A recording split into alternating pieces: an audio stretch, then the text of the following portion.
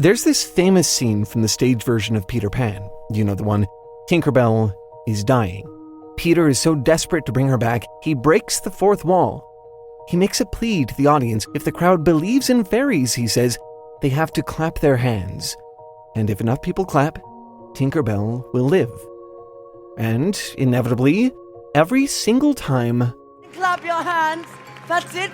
That's it, more and more. Come on. Clap, please. Please clap. Don't let Tink die. Come on. She's getting better. Her light's getting stronger. Humans do a lot of things I don't really get. This is one of the strangest. I'm willing to bet that nobody in the audience over the age of 6 actually believes that's a fairy. I mean, you know it's just a laser pointer, right? Tinkerbell isn't real? And yet, here are entire theaters full of people clapping anyway. I can't help but get the sense there's something going on here. Something beyond just theater etiquette or a desire to see the rest of the story. It might not even be about the kids in the audience. I'm pretty sure a crowd full of adults would clap for Tinkerbell without thinking twice. It seems like there's something almost intrinsic about this idea that fairies and other fantastical creatures die when humans stop believing in them. Maybe you've read stories about dragons that fade out of existence when their human friends grow up, or gods who die as their religions fade. It's a strange thing to see in fantasy stories, where things like fairies and dragons objectively exist. In these stories, they aren't imaginary. They're powerful beings, sometimes even divine. They're magical. They're real. So, if that's the case, why would there ever be such a thing as a last unicorn or a fading dragon or a dying god? Why would Tinkerbell need you to clap for her? Of all things, why would fairies need human belief to survive?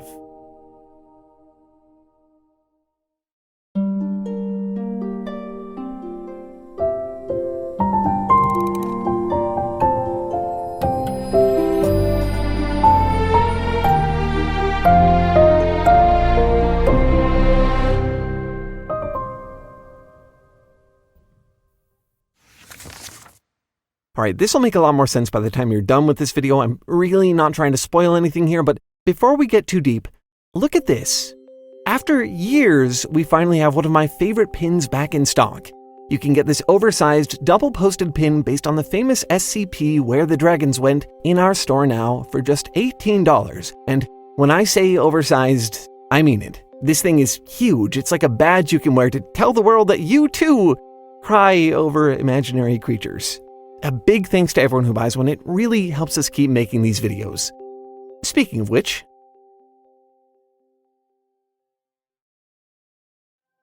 Though the tenderest roses were round you, the soul of this pitiless place, with pitiless magic has bound you. Ah, woe for the loss of your face, and the loss of your laugh with its lightness. Ah, woe for your wings and your head. Ah, woe for your eyes and their brightness. Ah, woe for your slippers of red. We'll dance and then feast in a dairy, though youngest of all in our good band. She's wasting away, little fairy.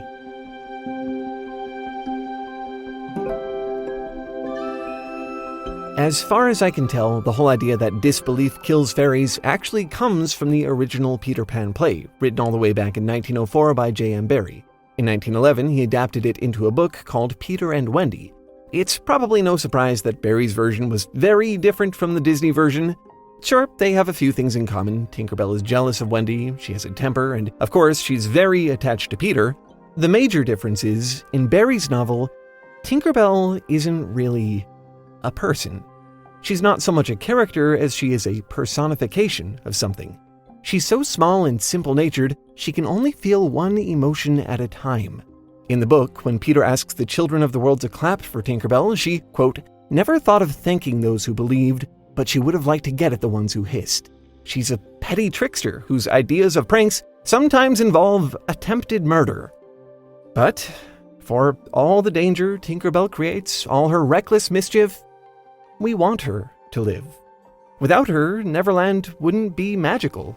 Her pixie dust is what brings the children there, allowing them to visit a world they created in their dreams. When she sacrifices herself for Peter, it's tragic. She turns Neverland from a mere flight of fancy to something the characters can experience.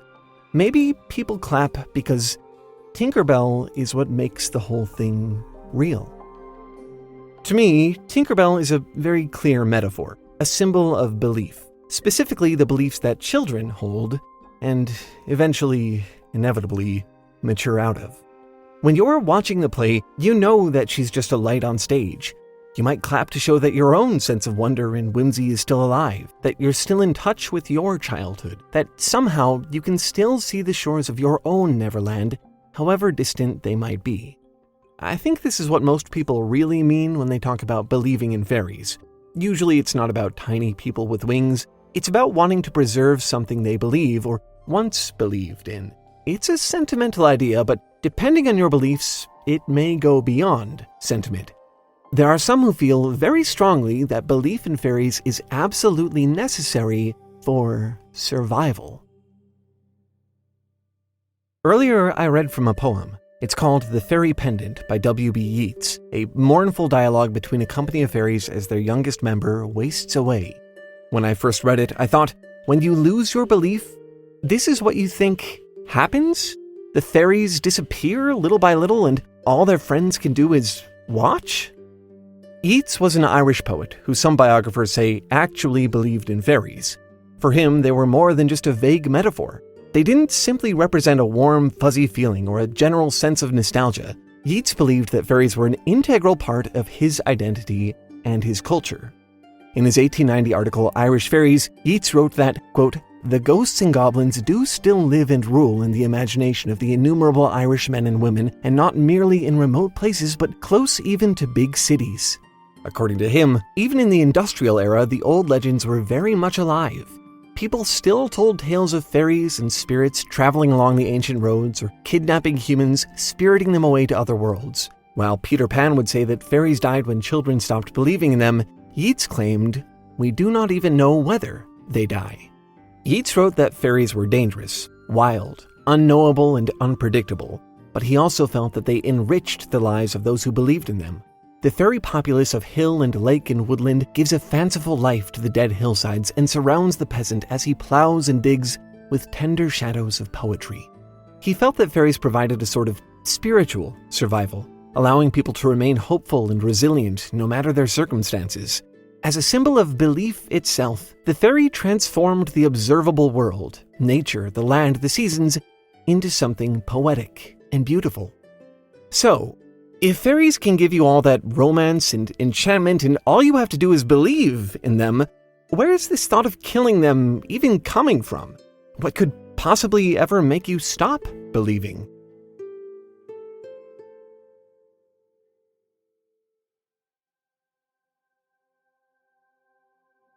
A dragon lives forever, but not so little boys. Painted wings and giant's rings make way for other toys. One gray night it happened, Jackie Paper came no more, and Puff, that mighty dragon, he ceased his fearless roar. His head was bent in sorrow, green scales fell like rain. Puff no longer went to play along the cherry lane. Without his lifelong friend, Puff could not be brave, so Puff, that mighty dragon, sadly slipped into his cave.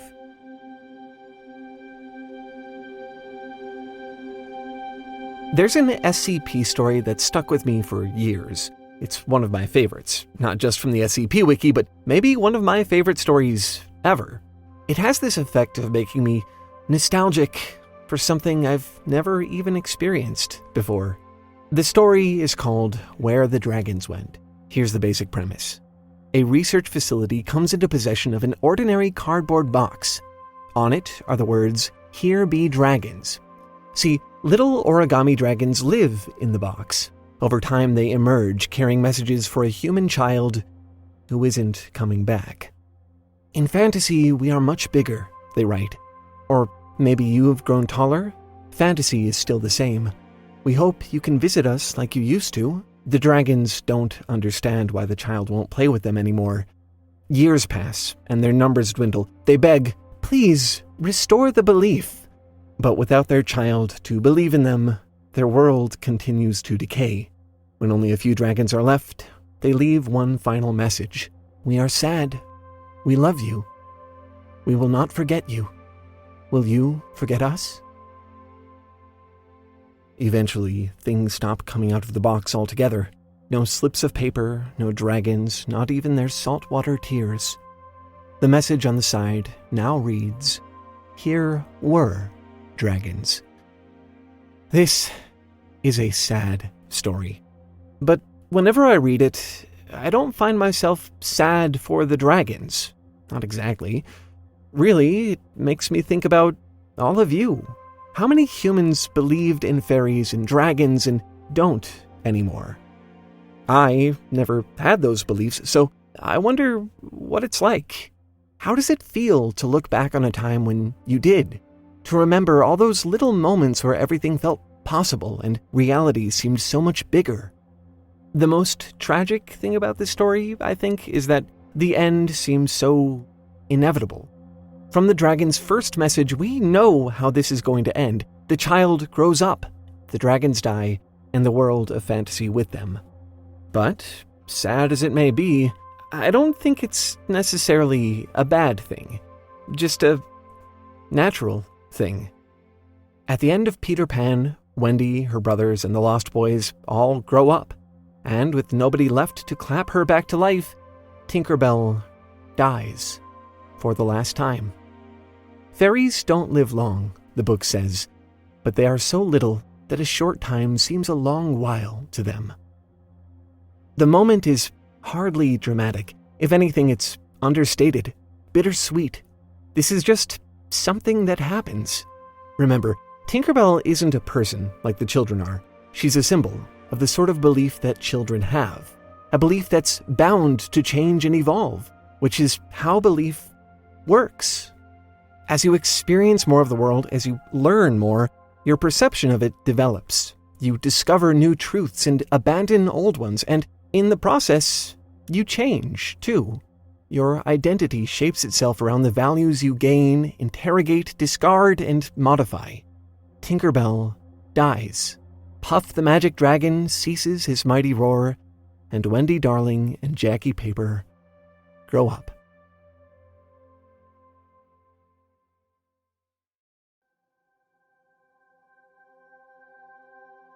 What remains to us of thee? Though many an unsung elegy sleeps in the reeds our rivers hold, O goatfoot god of Arcady, what remains to us of thee? Leave the hills of Arcady, thy satyrs and their wanton play. This modern world hath need of thee. In the 20th installment of the Discworld series, an assassin receives an unusual request. He's assigned to kill the Hogfather, Discworld's equivalent of Santa Claus. The assassin comes up with a plan. The only way to kill a being of pure belief. He's going to take away his soul. In other words, he's going to make all the children stop believing in the Hogfather. The hero of the story, the one who's going to save Christmas, or Hogswatch, is Death, as in the Reaper.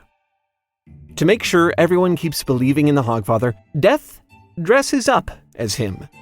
He delivers presents and spreads holiday cheer, at least as well as a very tall skeleton who speaks exclusively in capital letters can. Terry Pratchett's Hogfather has a lot to say about belief. Not just why people believe in things, but also why they personify their beliefs. Death, for instance, is a concept. He only appears as a scythe-wielding skeleton because that's what people imagine death would look like. Fairies, goblins, and gods pop up everywhere in the story, born from people's personal sayings and need for explanations. There's a cheerful fairy, a sock-eating monster, even a god of hangovers. These are the most minor of deities. They only exist because people couldn't help but personify all the confusing, abstract details of their everyday lives. But, petty as they may seem, they do, nevertheless, exist. At the end of the book, Death saves the Hogfather, and by extension, the spirit of Hogswatch Night. He goes through all this trouble, he says, because if the Hogfather died, the sun wouldn't rise. Instead, he says, a mere ball of flaming gas would have illuminated the world. This is an important distinction. It's not just wordplay. Whether or not people believed in the Hogfather, the sun itself would still exist. It wouldn't disappear. It's their perspective on it that would have changed. Is it a sunrise? Or just a flaming ball of gas? Is it a laser pointer you're seeing on stage? Or Tinkerbell coming back to life? Belief is an abstract thing. For as much as it may impact you, it remains immaterial and subjective. I think that must be why humans are so compelled to give it a face, something they can relate to and see themselves in. How do you describe the melancholy you feel as the natural world seems to disappear? You write a poem, yearning for Pan, the goat-footed god of the wild. How do you convey a sense of warmth and cheer in the midst of a long, cold winter? You have Santa Claus. And how do you express the change in your own beliefs? The exact moment you realized you could never return to a world you once knew. Perhaps it was a single moment. Or perhaps it was gradual, so subtle it took you years to even notice at all. But chances are, you can still remember a time before. The beliefs you once held, the identity you once had before it all changed. The fairies die to show you the moment that change occurs.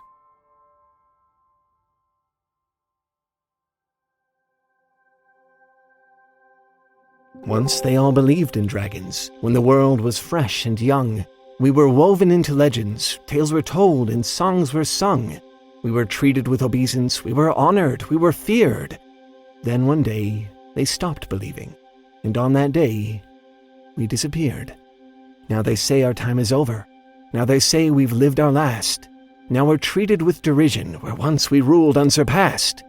We must make them all remember, in some way we must reveal that our spirits live forever. We are dragons.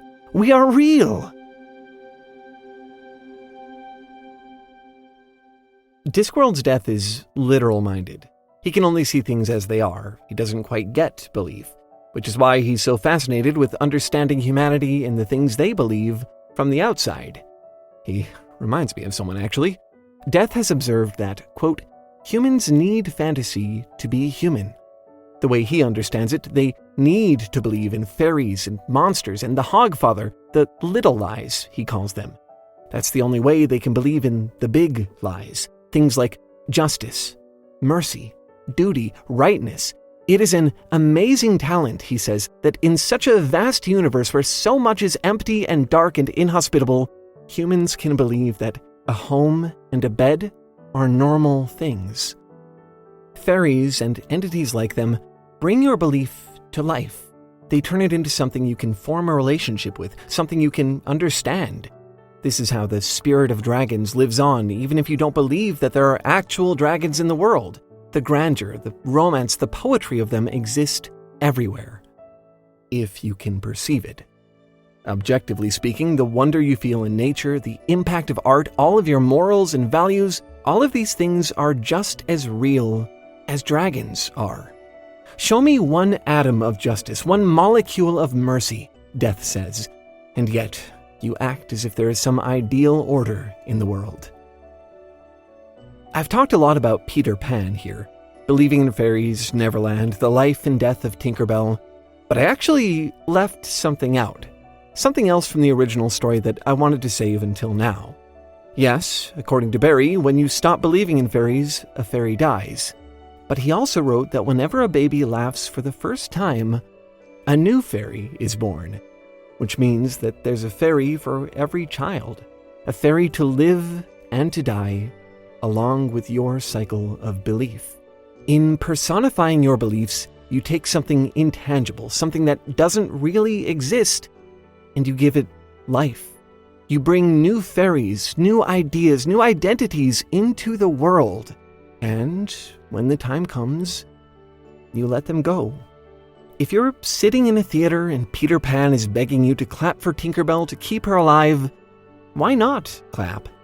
Because, at least for a moment, it's not an actor speaking to you. It's Peter Pan. And it's not a laser pointer he's asking you to save.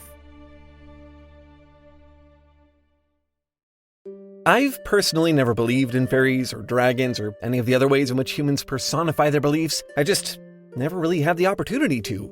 So it's fascinating to me to see how all of this manifests for all of you, how you personify these beliefs that you hold. How do you imagine an avatar of love or justice or art? These are all such abstract things, but your species seems so uniquely equipped to turn them into something concrete. You take ideas, metaphors, concepts, and make them real. To me, that sounds like magic. There's one artist in particular who's done this perhaps better than anyone I've ever seen. Let me introduce you to the world of Angelarium by artist Peter Moorbacher. He creates angels, each representing a different concept. War, emptiness, the written word. They draw a lot of inspiration from religious texts, mythology, history, all reinterpreted into original concepts. There are 2 entire Angelarium books, and they're full of this stuff. The Book of Emanations and the Book of Watchers tell the stories of each of these angels, almost like a mythological compendium for this world. There's lore here, a whole angelic history, an alphabet, a language. I don't want to spoil anything because I really want you to see these for yourself.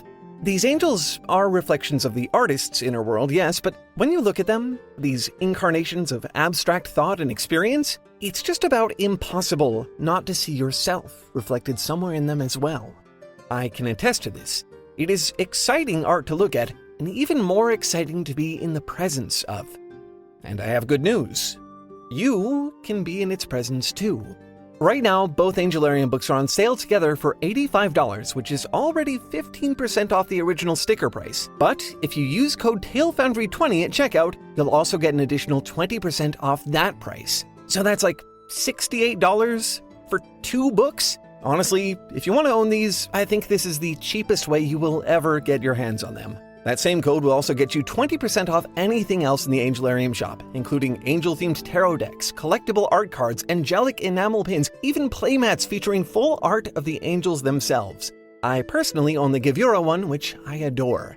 Again, visit angelarium.shop and use code TALEFoundry20 to get an additional 20% off both books when you buy them together, or anything else in the Angelarium shop. Thanks again to Peter for sponsoring this one. Go show him some support. He has been an amazing artist to work with.